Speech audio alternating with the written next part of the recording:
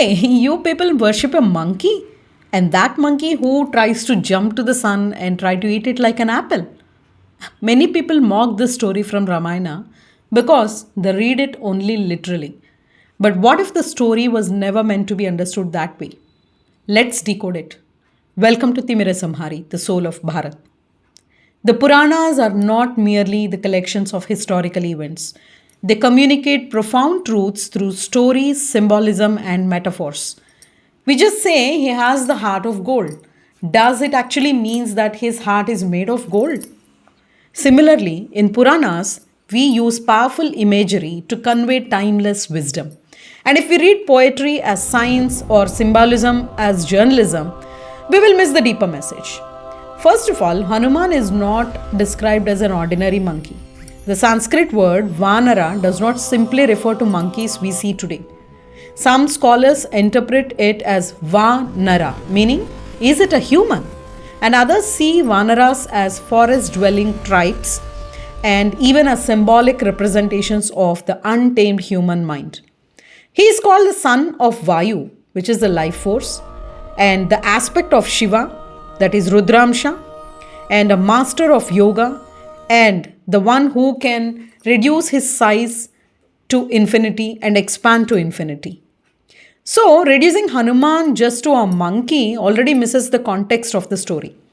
And now, let's look at the sun. In Sanatana Dharma, sun is more than a glowing ball of fire. He represents knowledge, wisdom, consciousness, and the supreme teacher. And that's the reason we say Pratyaksha Daivam, that is, the God who can be seen. Children naturally try to grasp whatever shines. So, the story beautifully represents the innocent curiosity. Every child wants to touch the impossible, and Hanuman's leap symbolizes that limitless aspiration. Rather than saying, I can't catch that, he says, I'm going to try. And that courage is exactly why he later becomes the greatest devotee. Think about that for a moment. He tries to reach the sun, but as he grows, he learns from the sun. That is the real transformation. The story teaches us that true knowledge cannot simply be grabbed. It has to be earned through discipline, humility, and learning. And then comes another important moment. Indra strikes Hanuman with his thunderbolt. Why?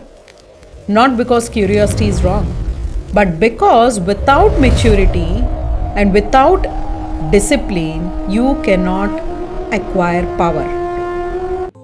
And if you want to acquire power without maturity, it needs discipline. Even in our own lives, our greatest lessons often come after our biggest setbacks. So, Hanuman's journey teaches that strength alone isn't enough. Humility completes it. Discipline helps unfold it. And if we read every Purana like modern science textbook, we are likely to misunderstand that. Just as we would never read a poem as an engineering manual, we shouldn't read symbolic scriptures literally. Now, does this mean everyone must accept the story in the same way? Not at all. Some people see it as a miraculous event, others understand it symbolically, and many accept both. That depends on one's philosophical perspective, but the purpose of the story remains the same: to inspire courage, limitless aspiration, humility, and the journey towards the higher knowledge. So, next time if someone says, a monkey tried to eat the sun, ask them, is the story teaching astronomy?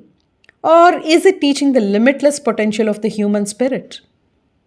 And if we all see a monkey is chasing the sun, we may laugh at the story.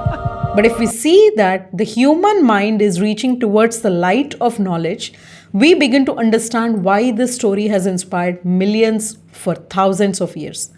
And because the Puranas were not written merely to describe the universe, they are written to help us understand ourselves.